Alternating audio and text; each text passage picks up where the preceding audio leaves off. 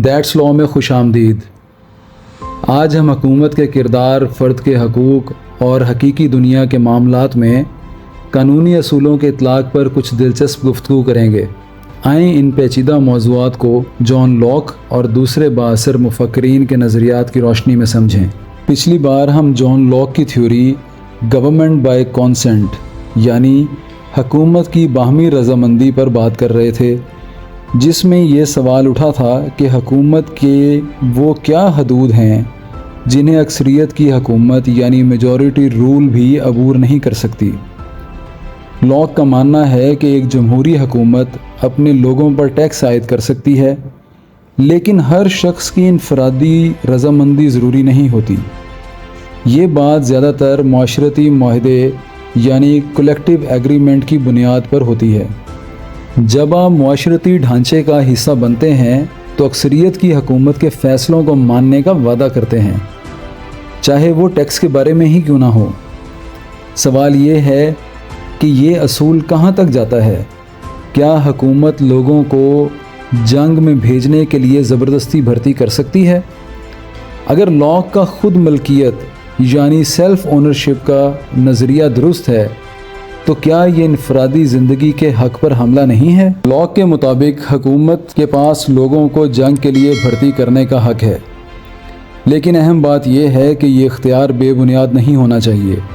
Lock ایک دلچسپ مثال دیتے ہیں کہ ایک سارجنٹ ایک سپاہی کو ایسی لڑائی میں بھیج سکتا ہے جہاں اس کی موت یقینی ہو، مگر اس سپاہی کی رضامندی کے بغیر اس کی رقم کا ایک پیسہ بھی نہیں لے سکتا۔ یہ فرق لاک کے قانون کی حکمرانی پر زور دیتا ہے۔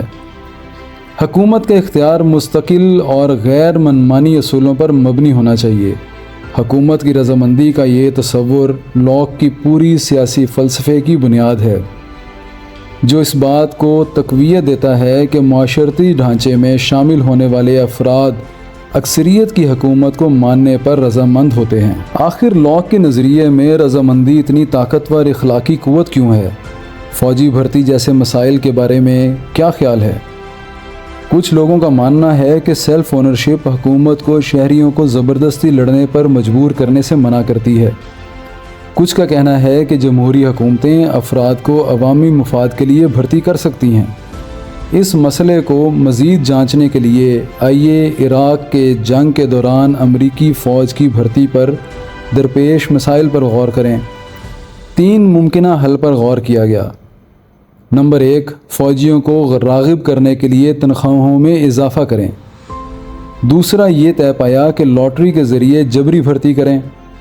اور تیسرا یہ کہ ملٹری رول کو مرسنریز کے ہاتھوں آؤٹ سورس کر دیں، یعنی فوجی کرداروں کو ٹھیکے پر دے دیں۔ لاک کے اصول ہمیں سماجی فرائض اور پرسنل فریڈم کے درمیان ان ٹینشنز پر غور کرنے کی ترغیب دیتے ہیں۔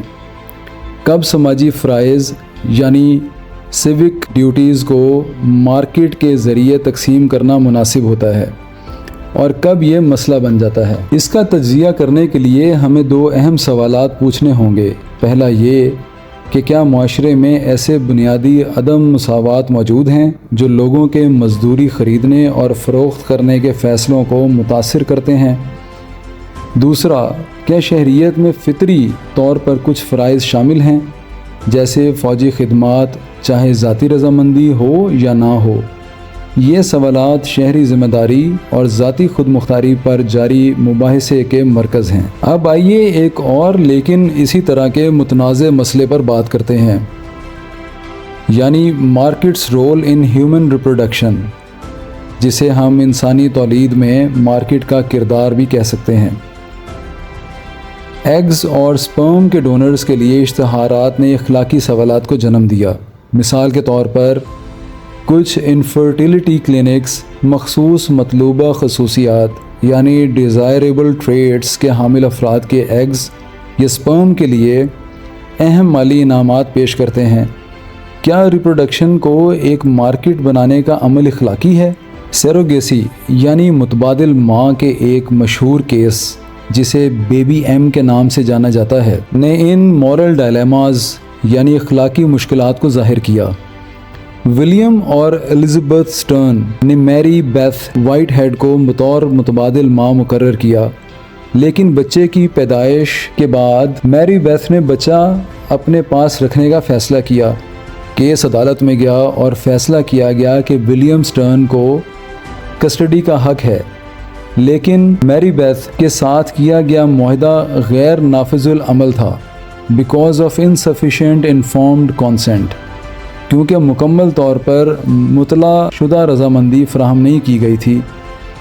عدالت نے یہ دلیل دی کہ ایک ماں بچے کی پیدائش سے پہلے ان جذباتی بندھن کو مکمل طور پر سمجھ نہیں سکتی جو وہ اپنے بچے کے ساتھ مستقبل میں قائم کرے گی، اور اس طرح ان کے پہلے دی گئی رضامندی ناقابل قبول ہو جاتی ہے۔ کیا متبادل ماں بننے کا معاہدہ غیر انسانی ہے یا یہ کسی دوسرے معاہدے کی طرح ہے؟ کیا ایسے معاہدوں کو نافذ کرتے وقت ذاتی جذبات کو نظر انداز کیا جانا چاہیے یا وہ ایک اہم کردار ادا کرتے ہیں؟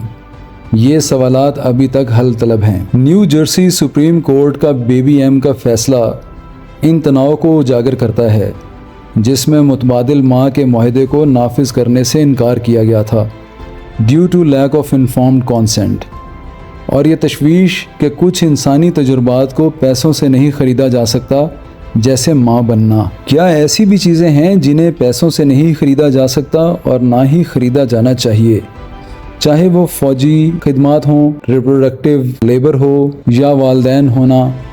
ہمیں یہ پوچھنا چاہیے کہ کیا انسانی زندگی کے یہ بنیادی پہلو مارکیٹ میں مناسب طریقے سے قیمت لگائے جا سکتے ہیں؟ یہ تھا ہمارا آج کا موضوع، جہاں ہم نے حکومت کے اختیارات، ذاتی حقوق اور مارکیٹ کے درمیان سنگین قانونی اور فلسفیانہ سوالات پر بات کی۔ دیٹس لا پر ہم آپ کو قانونی تصورات فراہم کرتے ہیں جو آپ کی روزمرہ کی زندگی پر اثر انداز ہوتے ہیں۔ اگر آپ کو یہ معلومات اچھی لگی ہیں تو کمنٹ کرنا نہ بھولیے گا تاکہ قانون کی دنیا میں ہم آپ کی رائے بھی جان سکیں۔ اگلی ایپیسوڈ میں ملاقات ہوگی جہاں ہم قانون کو سب کے لیے قابل رسائی بناتے رہیں گے۔